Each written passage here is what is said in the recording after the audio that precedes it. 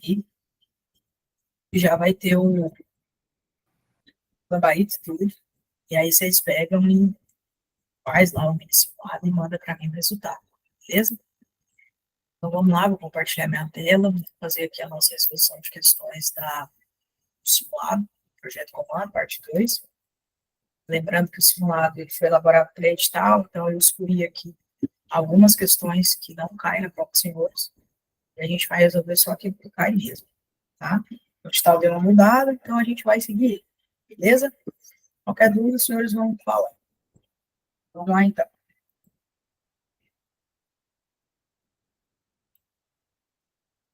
Questão 21, simulado de vocês, ó. A respeito do que dispõe a Constituição Federal de 88, acerca dos direitos sociais, analise as afirmativas abaixo. São direitos dos trabalhadores urbanos e rurais, além de outros que visem a melhoria de sua condição social, duração do trabalho normal não superior a 8 horas diárias, beleza? E 44, olha, eu li 44, sendo que é 40, né? O meu cérebro já é automático disso aqui, de tanto que eu já li isso aqui, de tanto que eu já fiz questão disso aqui, tá? Então, aqui, galera, eu já descobri o erro, né? Não é 40, é 44. Aqui já tá errado, tá? Aí ele coloca facultada a compensação de horários e a redução da jornada mediante acordo com esse coletivo de trabalho. Essa parte aqui tá certinha. Agora, o que queimou a questão foi isso aqui, ó, tá? Então, essa alternativa 1 aqui, ela tá errada. Então, aqui a gente já exclui a 1, a B e a I. Então, vamos lá. O lazer é direito social expressamente previsto na Constituição Federal. Galera, é certinho, tá? O lazer é um direito expressamente ali da nossa Constituição. E ele foi o último a ser inserido ali no rol do artigo 6º, tá? Muita gente tem dúvida em relação a isso, né? Mas o lazer é sim um direito social e está expressamente lá na Constituição. Apesar de vocês falarem assim, nossa, mas que estranho, né? O lazer ser um direito social. Mas é sim. Então, a nossa 2 aqui está certa. É vedada a criação de mais de uma organização sindical em qualquer grau, representativa de categoria profissional ou econômica, na mesma base territorial, que será definida pelos trabalhadores ou empregadores interessados, não podendo ser inferior à área do município. E aí, essa alternativa está certa ou está errada, galera? O que vocês acham? Certa? Galera, tá certinha, tá? Exatamente ali que manda a nossa Constituição Federal. Então, nesse caso aqui, a 1 é a única incorreta, tá? Então, a gente já escolheu aqui a D, e o nosso gabarito aqui fica a letra C, tá? Gabarito aí, letra C. Então, a 1 só está incorreta por conta dessas 40 semanais, que é 44, tá? Pegadinha 22. Questãozinha boa essa daqui, tá? Observando o que dispõe a Constituição Federal de 88, essa é a alternativa correta. São brasileiros natos, os nascidos na República Federativa do Brasil, de pais estrangeiros que estejam a serviço do seu país. Galera, o cara está aqui a serviço do país dele, né? Teve um filho. E aí, esse guri é brasileiro nato?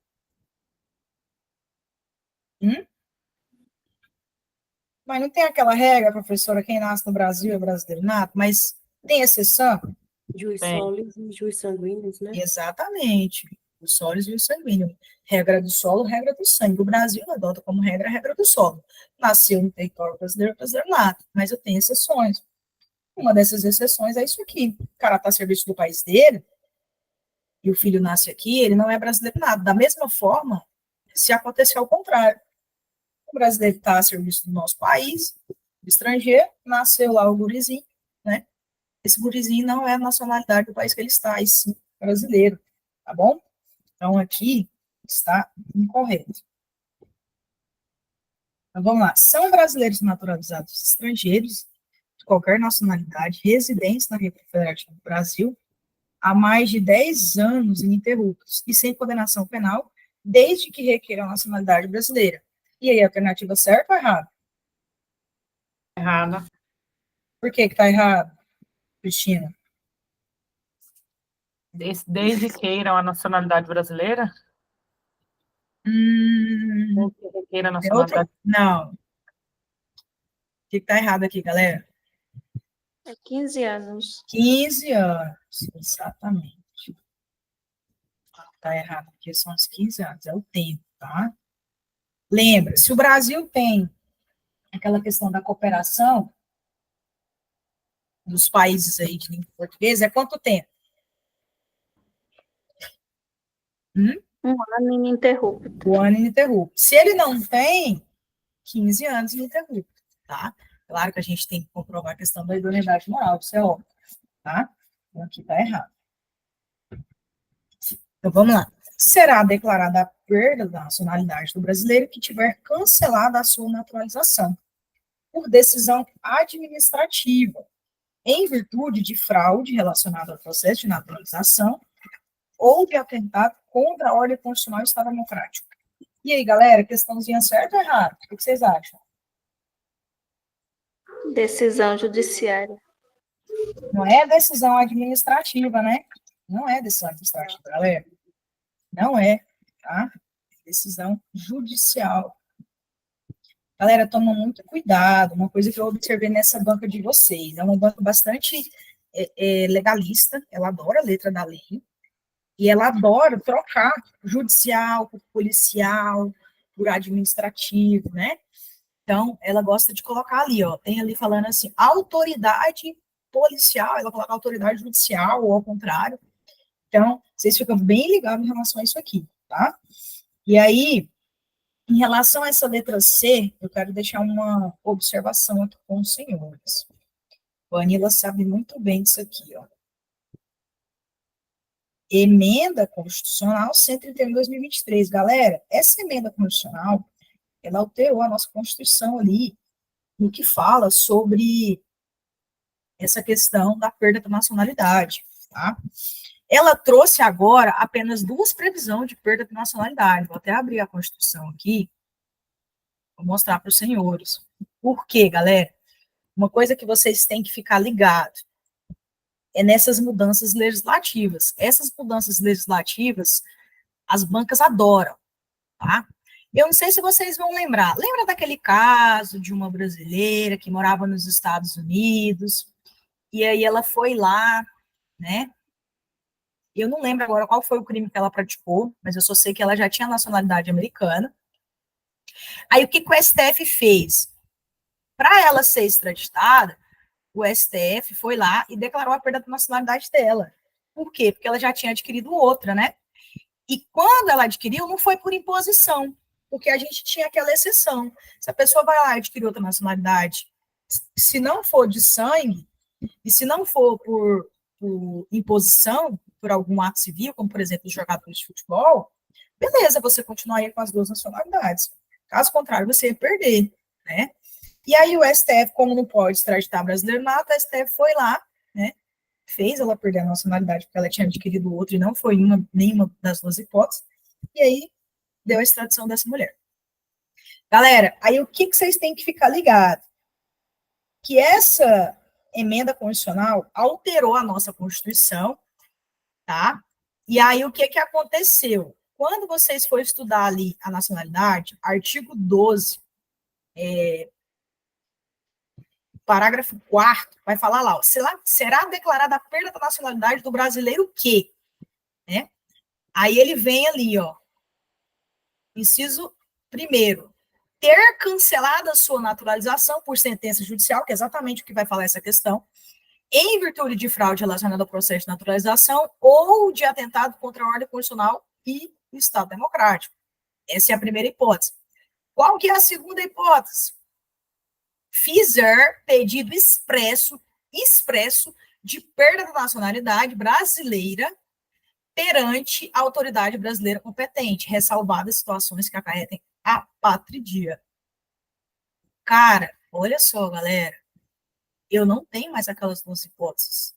Adquirir outra nacionalidade com naturalização voluntária, adquirir outra nacionalidade, né, naquela situação ali de país originário, ou de imposição de naturalização, eu não tenho mais isso. Acabou. Agora tem que ter pedido expresso. Basicamente, o que essa emenda constitucional quis dizer? Né? Uai, Se você quiser perder sua nacionalidade, você tem que pedir. Basicamente isso, tá? A não ser que seja aquela hipótese ali de cancelamento da naturalização, né? E tem que ser em virtude de fraude. Caso contrário, meu amigo, acabou. Então, mesmo que o cara vá, vou dar um exemplo do meu irmão, tá? O meu irmão tem 9 anos que está nos Estados Unidos. Ele já tem a nacionalidade americana. Para o meu irmão perder a nacionalidade dele, ele tem que fazer pedido expresso, tá? Então, ele faz o pedido expresso, e aí ele perde a nacionalidade brasileira e fica americano. Professora, eu sou brasileiro, eu só tenho minha nacionalidade brasileira, eu quero perder, eu odeio esse país, né? Não gosto desse país, eu quero perder minha nacionalidade e vou morar em outro país. Você não pode, senão você fica apátrida, né? Então, nesse caso aí, não pode. Então, fica ligado em relação a isso, galera. Essa mudança que veio com a emenda constitucional 103 pode ser que venha a ser objeto aí de prova, tá? Fique atenção em relação a isso. Então, a nossa letra C aqui está errada, tá? Deixa eu só voltar aqui. Está errado. D. O cargo de ministro do Planejamento é privativo brasileiro nato? Não, não é, tá? Inclusive, eu coloquei isso aqui para vocês ficarem assim, nossa, mas isso aqui e tal. Aí você fala assim para mim, professora, não é, porque no rol lá dos cargos privativos brasileiro nato, nosso mp3.com, não tem, né, ministro do Planejamento. Só que na Constituição, gente, ela traz outras hipóteses de cargos privativos brasileiros natos, tá? Eu coloquei essa questão aqui justamente porque o edital antigo dos senhores cobrava poder legislativo, poder judiciário, vinha lá de maneira expressa, tá? Aí eu fui e coloquei aqui essa questão. Mas uma coisa os senhores têm que saber, o Conselho da República ele é composto por 15 membros, tá? Dos quais o presidente vai ser o presidente da República, aí eu vou ter o vice-presidente da República, tá? Aí eu vou ter o presidente do Senado Federal, o presidente da Câmara dos Deputados, então aqui eu já comporto aí quatro pessoas, né? E aí, galera, eu vou ter ali 6 brasileiros natos, de forma que 2 vai ser escolhido pelo presidente, 2 pelo Senado Federal e 2 pela Câmara dos Deputados, certo? Eles vão ser eleitos. Então, uma coisa vocês têm que ver, ó, o presidente, o vice-presidente, a cargo do Partido Brasileiro nato, presidente do Senado, presidente da Câmara também, e aqui a Constituição fala de maneira expressa, né? 6 brasileiros natos com mais de 35 anos, 2 escolhidos pelo presidente da República, 2 eleitos pelo Senado Federal e 2 eleitos pela Câmara dos Deputados. Questãozinha aí que requer do aluno aí um pouco de raciocínio, tá? Então, questão muito boa. Alternativa letra E.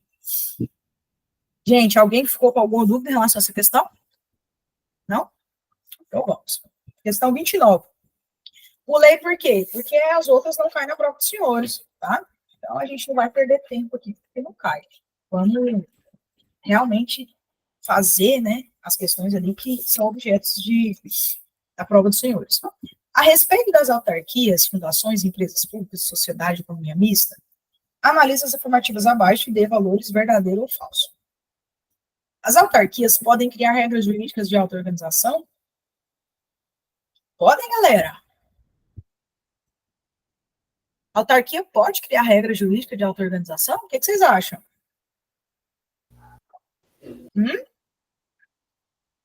Pode?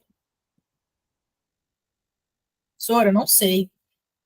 Galera, o que vocês têm que saber assim?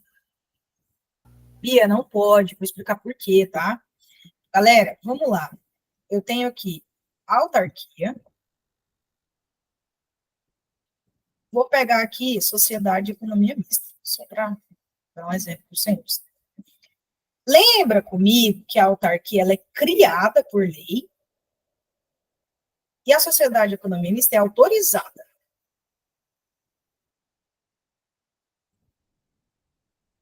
Agora, qual que é a diferença de criada e autorizada? Galera, quando a lei cria uma autarquia, ela já coloca lá todos os atos constitutivos da sua criação, tá? Então, a autarquia não precisa ir lá no cartório, né, para registrar os atos constitutivos, porque já está tudo pronto, tá? Agora, a sociedade de economia mista, não. A lei autoriza. A lei fala assim, ei, pode criar. Eu autorizei. Então, a sociedade economista vai lá no cartório, faz os atos constitutivos, né, tudo bonitinho, igual abrir uma empresa jurídica, né? Agora, a autarquia não, ela já é criada. Galera, quando uma lei cria autarquia, na própria lei, ela já vai falar tudo que a autarquia, entre aspas, como que a autarquia vai se organizar, qual vai ser o patrimônio dessa autarquia, né? Já vem tudo na lei. Por exemplo, INSS. O INSS, ele não pode criar regras jurídicas de auto-organização, o INSS é uma autarquia. Por quê? Porque a auto-organização dele, essas regras já está na lei. E a autarquia, ela é submetida àquela lei que criou ela. Tá? Então, muita atenção. Ah, tá. Não, mas isso daí já é outra coisa, o Beatriz. Quando ele fala de regras jurídicas de auto-organização, ele não está falando, tipo assim, de criação de órgãos, não. Está falando de outras coisas, tá? Aí já está relacionado com a forma que ela foi criada. Então, vamos lá. As empresas públicas são dotadas de personalidade jurídica de direito público. E aí, galera? Não, né? A empresa pública, ela é pessoa jurídica de direito privado. Muita gente ainda cai nisso aqui, né? Porque fala empresa pública, acha que é pessoa de direito público, mas não é. A natureza dos bens da autarquia é de bens públicos, exatamente. Por quê? Porque a própria lei criou aquela autarquia. Ela criou aquela autarquia e ela deu à autarquia atividades típicas de Estado.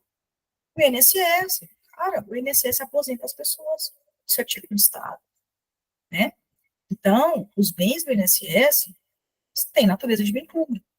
Tá? Então, no nosso caso aqui, ó, ficou F e V. Né? Então, a nossa alternativa aqui é a letra C. Tá? Gente, alguém ficou com alguma dúvida em relação a essa questão? Não? Então, vamos passar. Tá? Sobre a organização da administração pública, assinar a alternativa incorreta. Pegou uma questão assim, já coloca, né?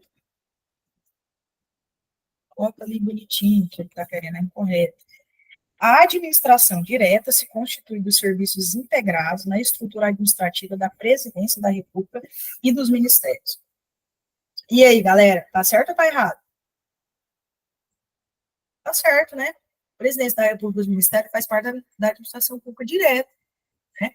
Por quê? Porque eu tenho ali essa divisão. Provavelmente essa divisão eu vou criar órgãos ali dentro, e a criação de órgãos faz parte da administração pública direta. Eu não crio uma nova pessoa jurídica, eu apenas criei os órgãos. Tá? Vou dar um exemplo para vocês. Eu sou da Polícia Civil do Mato Grosso. Eu sou subordinado à Secretaria de Segurança Pública do Mato Grosso, que é subordinada ao governador. Certo? Só que, ao mesmo tempo, como eu faço parte da segurança pública, eu também vou me submeter à Secretaria de Segurança Pública do governo federal, né? Se eu não me engano, chama Segurança Pública e Justiça, Justiça e Segurança Pública, Ministério, né? Não é Secretaria, não. Errei. É Ministério. Ministério da Justiça e Segurança Pública. Ao mesmo tempo, eu sou subordinada a ele também, tá? Vou ter ali umas certas divisões, umas certas ramificações, mas tudo isso aí é a criação de órgãos, faz parte da administração pública indireta, tá? Tá certo.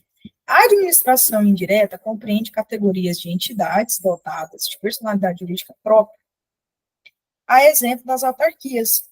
Aí a indireta já é o contrário, né? Eu já crio pessoas jurídicas, já crio entidades. E a autarquia é um exemplo disso, né? As entidades compreendidas na administração pública indireta vinculam-se ao ministério em cuja área de competência estiver enquadrada sua principal atividade. É exatamente o que eu acabei de explicar para vocês aqui, né? Eu faço parte da segurança pública, eu vou me submeter ao Ministério, ou ao Ministério de Justiça e Segurança Pública, tá? A administração direta se constitui das empresas privadas, que não têm relação alguma com o poder público. E aí? Aí não, né? Aí ele já viajou, porque aqui ele quis dizer o quê? Indireta. Tá? Aqui ele quis dizer indireta. Isso aqui está errado. A administração federal compreende a administração direta e a indireta. Bonito. Né? Então, como ele quer a incorreta, a nossa alternativa incorreta é essa daqui. Tá? Então, letra D. Alguém tem alguma dúvida em relação a essa questão? Não? Vamos para o próximo. Vanila, lê para mim, por favor. Considerando a temática de organização da administração, assinale a alternativa correta. As empresas públicas e as sociedades de economia mista não estão sujeitas à fiscalização de tribunais de contas. E aí, galera, certo ou errado? Não estão sujeitos? Galera, existe hierarquia? Existe hierarquia entre a administração pública direta e indireta? Não. Mas existe o quê? Vinculação. E controle, né? Controle, exatamente, Vladimir. Controle finalístico. Controle finalístico, supervisão ministerial, fiscalização pelo Tribunal de Contas, tudo isso vocês podem ver em prova, tá? Nada mais é do que o Tribunal de Contas averiguando se aquela empresa pública ou sociedade de economia mista, ou fundação, autarquia, está realmente ali cumprindo com as funções que está estabelecida em lei, tá? Basicamente é isso. Então, aqui está errado. Pode continuar, Danilo. Na organização do Estado brasileiro, é possível afirmar que a Presidência da República não é considerada uma pessoa jurídica de direito público interno. E aí, galera?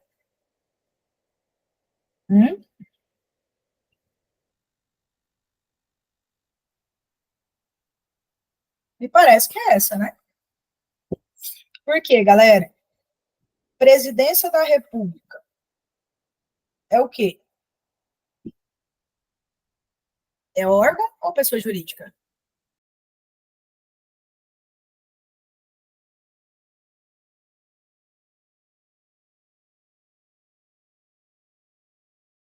As agências reguladoras exercem atribuições submetidas ao poder hierárquico, em face dos órgãos da administração direta. Não, aí ele já viajou, né? Como se a agência reguladora tivesse hierarquia em relação às organizações direta. Não é? Tem fiscalização, né? Então, por exemplo, a Anatel, a ANAC, elas fiscalizam, mas não tem hierarquia. Tá? D. As sociedades de economia mista poderão adotar como tipo societário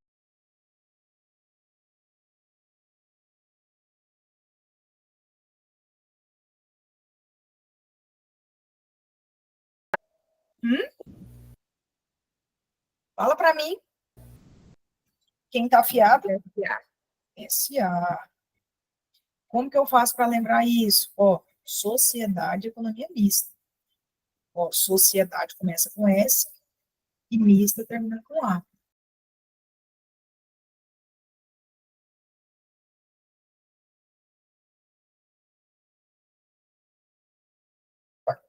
Então, aqui está errado.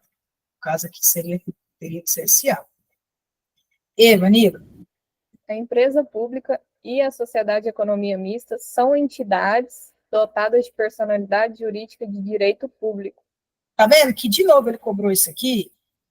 Porque cá, gente.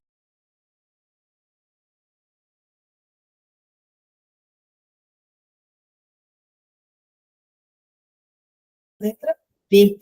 32, letra B, tá? Alguém tem alguma dúvida em relação a essa questão? Não? Então, isso aí, a questão, ela pega e altera pouca coisa e a hora que cai.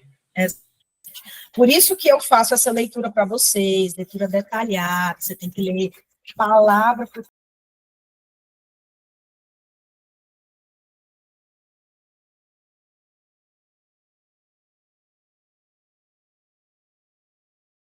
Professora, pode falar. no caso, sociedade de economia mista é de direito privado também ou só empresa pública? Também, as duas. As duas são de direito privado, tá? Beleza. Então, vamos lá, então. Vamos para 57, questãozinha muito boa. Direitos humanos. Acerca da Convenção Americana sobre os Direitos Humanos,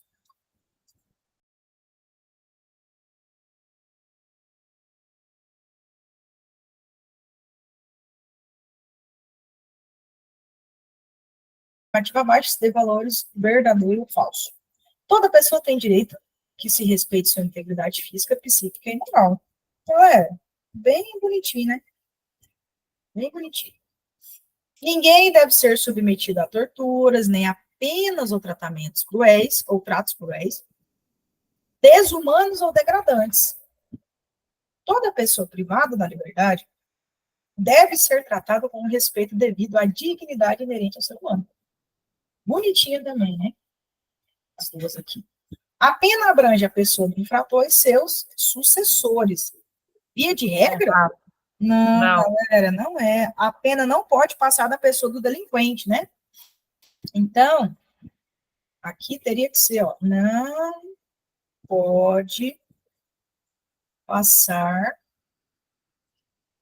da pessoa do delinquente. Tá? É o que está lá no Pacto Constitucional da Costa Rica. Então, aqui a alternativa fica falsa. Não, é verdadeiro, falso. Letra D. Tá? Alguma dúvida em relação a essa? Não? Vamos para a próxima. 58.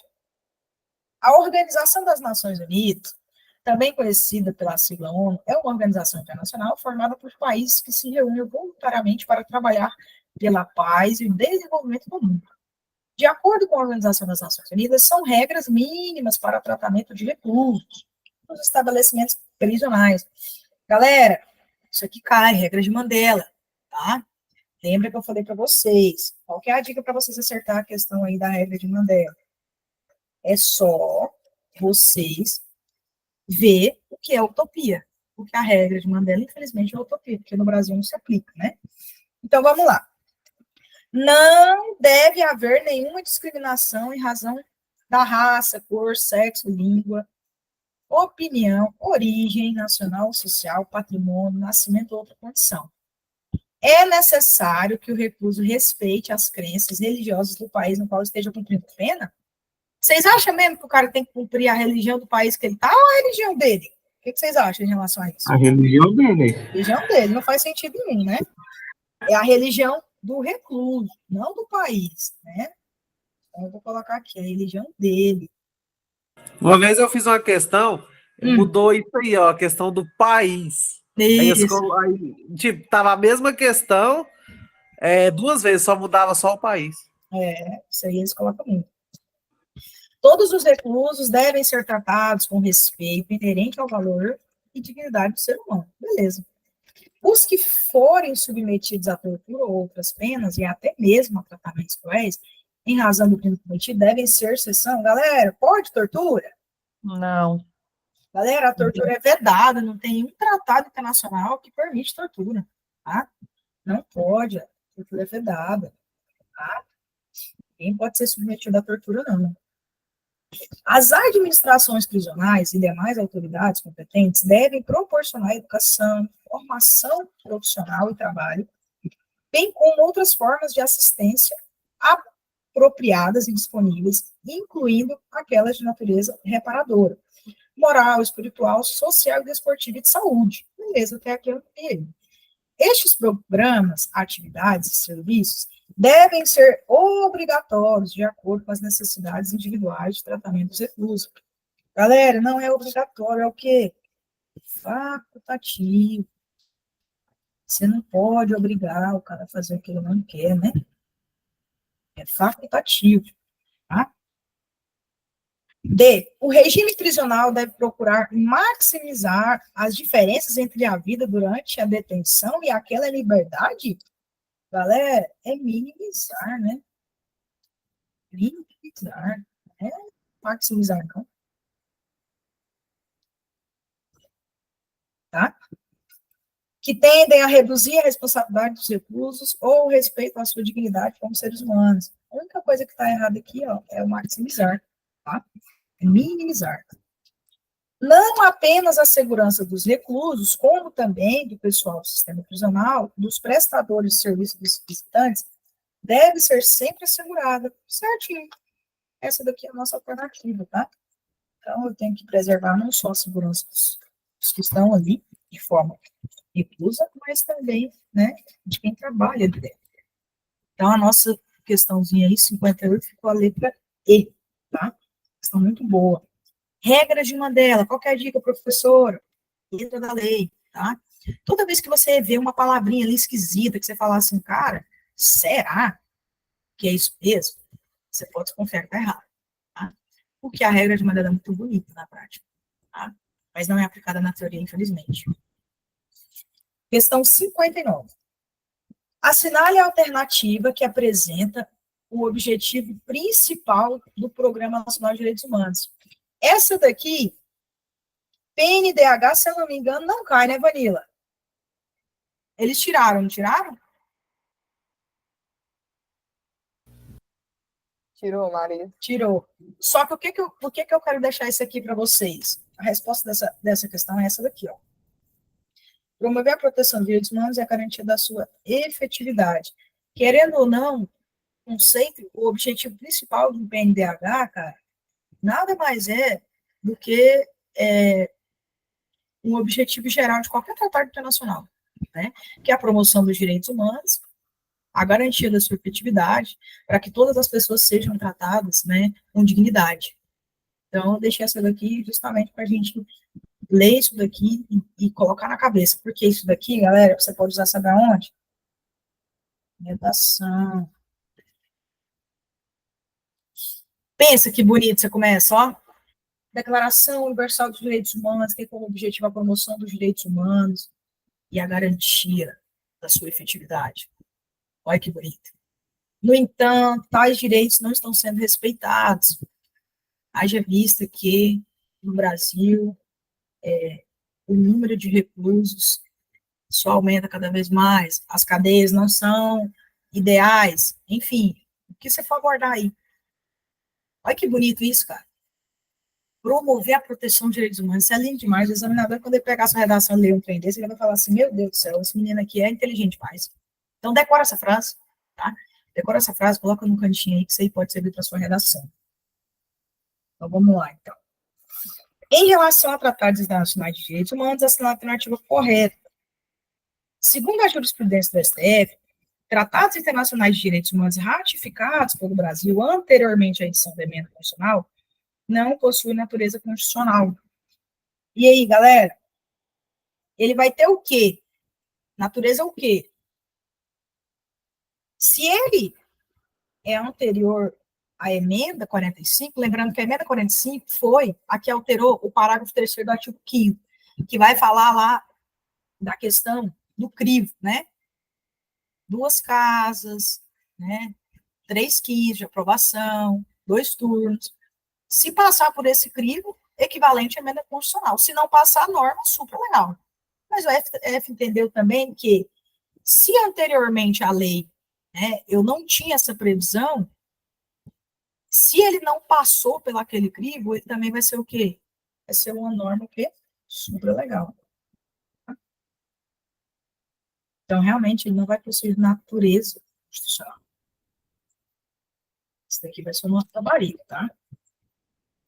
B. De acordo com a jurisprudência do STF, os tratados internacionais de direitos humanos ratificados pelo Brasil nos termos da emenda constitucional 45 possuem natureza supralegal e infraconstitucional. Galera, o que está errado aqui? Infraconstitucional? Não, né, galera? Não é infra. Tinha que ser equivalente às emendas constitucionais. Porque a supralegalidade é o quê? Ela está acima da Constituição, abaixo da Constituição, e acima das leis infraconstitucionais. Mas ela não é uma lei infraconstitucional. A natureza dela não é de lei infraconstitucional. Tá? Por isso que isso chama supralegalidade. Então, é basicamente assim, ó. Eu tenho aqui a Constituição Federal, e aqui embaixo eu tenho as demais leis, né? Lei ordinária, lei complementar, medida provisória, por aí vai. Aqui, ó, eu tenho a norma supralegal. Então, a supralegalidade, ela está o quê? Abaixo da Constituição e acima das leis infraconstitucionais. Certo? Fica nesse liamezinho aqui, ó. Muita atenção em relação a isso, tá? Então, aqui está errado. Após ratificados, tratados de Convenção Internacional de Direitos Humanos são incorporados automaticamente como normas constitucionais, passando a constituir cláusulas pétreas. Não, galera, não é automático, né? Eu tenho que passar pelo crivo ali do Congresso Nacional, tá? E passando a constituir cláusulas pétreas também não, tá? Então, ele viajou aqui. O STF firmou jurisprudência em 2008, reconhecendo o status supralegal do Pacto Energético de Costa Rica, do qual o Brasil faz parte. Desta feita, os tratados de direitos humanos podem ser incorporados ao ordenamento jurídico nacional com força de emenda constitucional, beleza. Independente do quórum? Independente do quórum? Não mesmo. Tá? Depende do quórum. Tá? Isso aqui eu dei até uma dica para vocês. Professora, qual que é o quórum? 3/5, 2 turnos, 2 casas.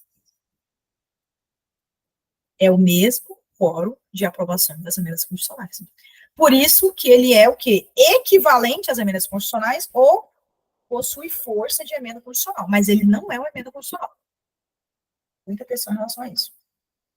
A aplicação provisória de tratados, disciplinada pela Convenção de Viena sobre o direito dos tratados, é permitido no Brasil, desde que a outra parte signatária do tratado também preveja a possibilidade de aplicação do dispositivo.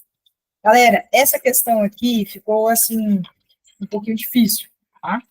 Por quê? Porque aí vocês tinham que conhecer, né, essa questão de aplicação provisória dos tratados. Só que pensa comigo, galera. O Brasil, olha só tanto que não faz sentido. Aplicação provisória de tratado. O país, vamos colocar o Brasil, não, vamos colocar o país mesmo. O país vai lá, ele celebra o tratado internacional, mas é provisório. Olha o tanto que não faz sentido. O Brasil, isso aqui não pode, tá? Esse negócio de provisório, eu vou aplicar por tanto tempo. É de maneira provisória, depois eu tiro. Não, ou você incorpora ou você não incorpora, tá? Você não tem isso aqui, não. Nada provisório. Então, a nossa questão aí, 60, ficou a letra A. Muito interessante essa questão, tá? Então, a nossa resolução aí do simulado acabou, tá? Vamos colocar aqui agora. Peraí. Bia, fez alguma pergunta? Só parar aqui a gravação. Ela perguntou se Hum. pode dizer que a supralegal é infraconstitucional, é correto? Fala de novo, Vanilla? Marise, então pode dizer